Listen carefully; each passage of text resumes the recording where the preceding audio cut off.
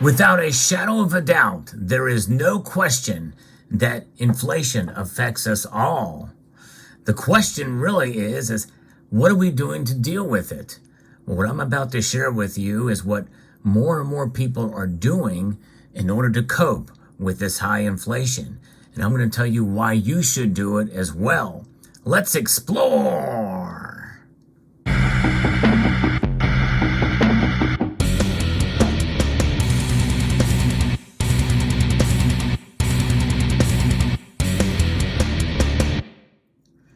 Inflation, even though it affects us all, it has a greater impact the less money you make per year. There's no question about that either. However, it is quite interesting what people are doing to fight inflation these days.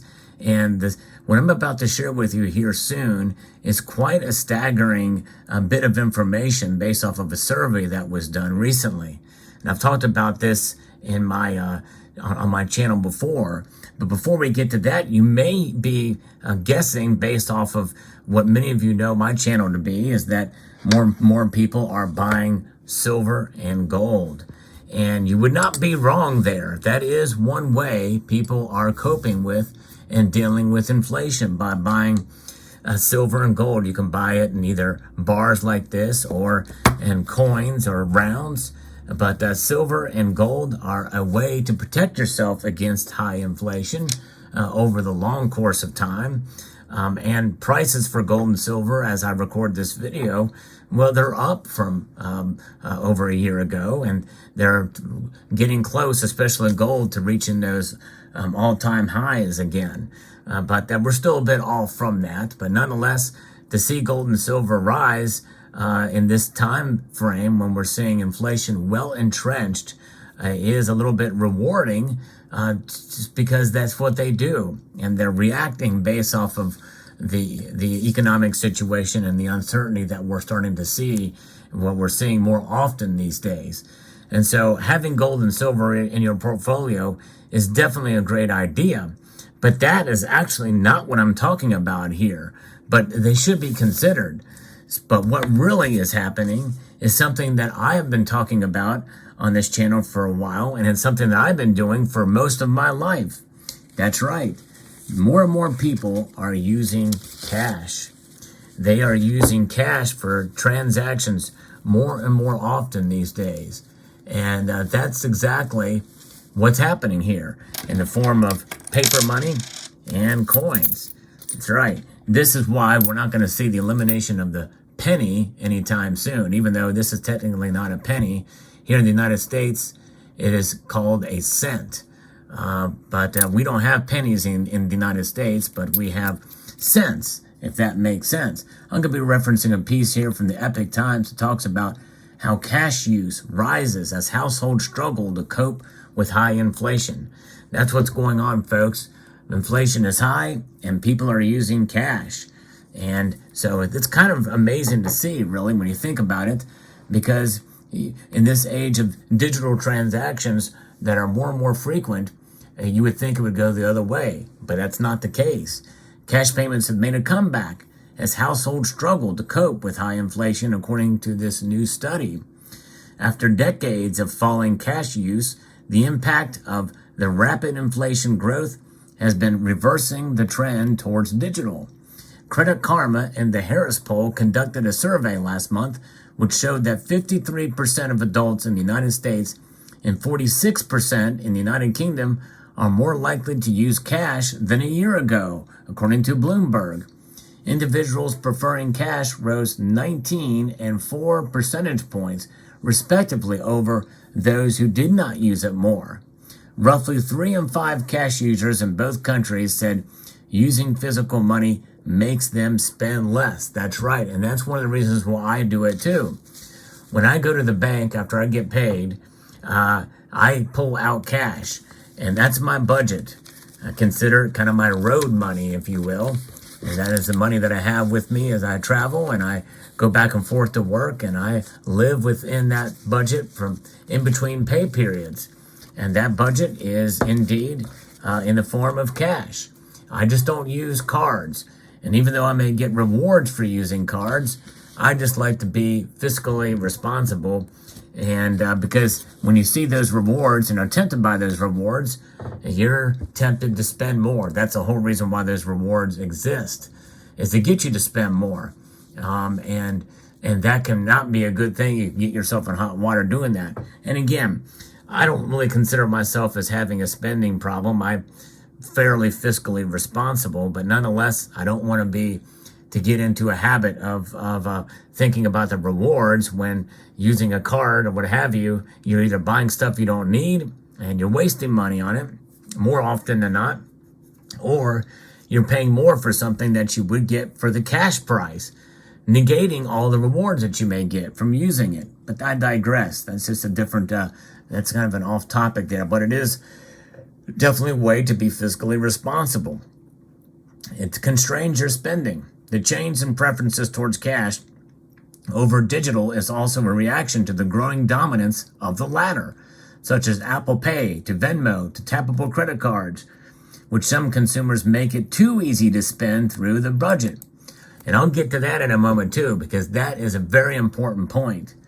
Over 2/3 of the 3,171 survey respondents admit that digital payment methods made them spend more than intended. And isn't that what they want? That's why we're headed more towards this central bank digital currency, and why we are also seeing more and more people gravitate towards that, and we're seeing, this increase. And this Fed now is, by the way, the instantaneous transactions. What's not to love about that, right? They want you to spend more to stimulate the economy. And we're seeing cash use start to rise among the young. And that is something that I heard in a radio report well over a year ago. And I've talked about that several times on this channel. High inflation rates have made people more self-conscious about what they spend daily, especially in the United Kingdom, where price gains remain above 10%. As the world is getting back to normal after the pandemic and prices are going up significantly, we see cash as being one of the most enduring ways of managing money, said Courtney Olive, an associate director of product management at Credit Karma. It really transcends generations and financial institutions. The surge in cash use was especially pronounced among younger generations, such as millennials and Gen Z, the survey found. Younger consumers facing hard times are following the trend towards cash stuffing by watching TikTok videos, which teach people how to separate their cash into different envelopes to use for different expenses. Hey, remember the golden envelope challenge here? I talked about that here on this channel. In fact, here is the golden envelope.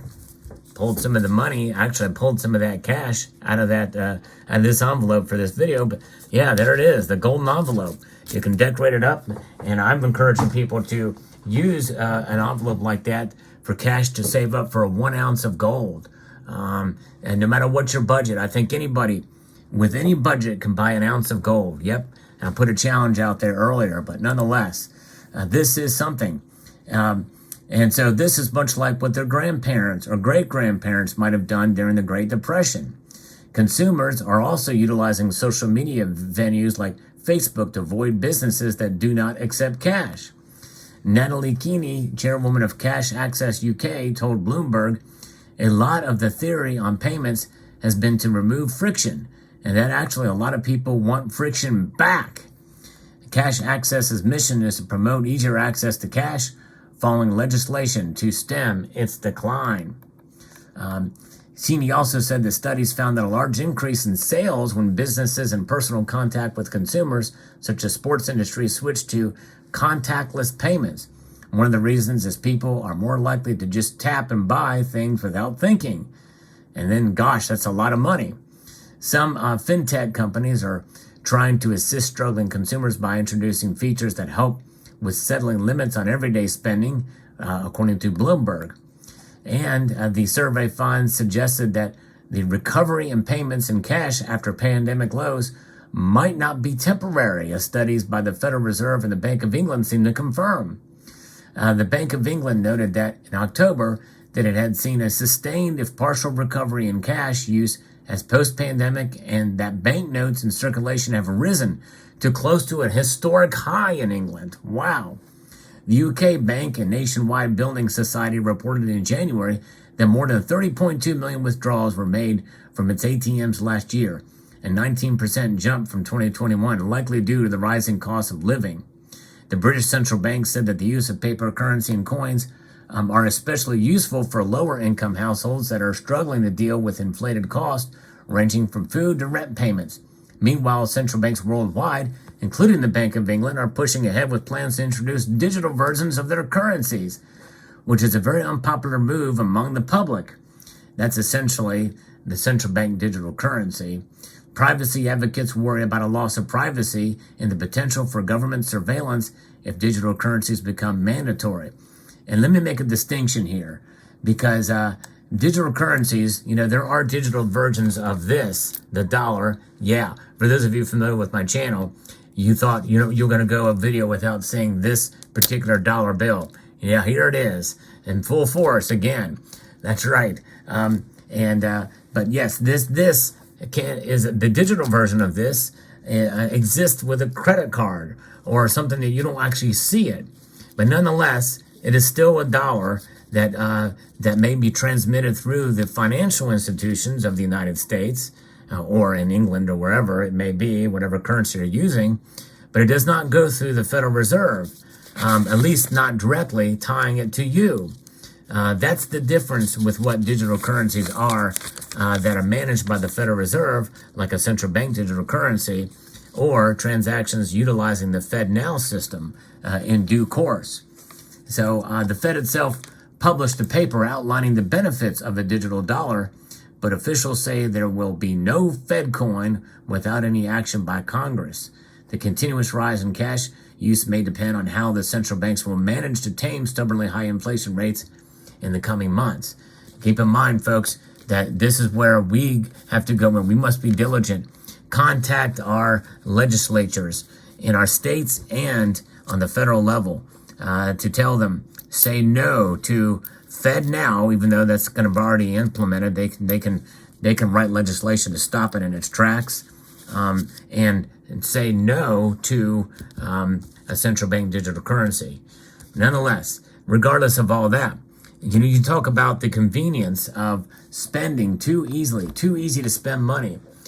People think, well, yeah, if I have a couple $100 in cash here, that's very easy to spend. But it's still a hurdle to go through that you don't have with digital spending, especially on the internet.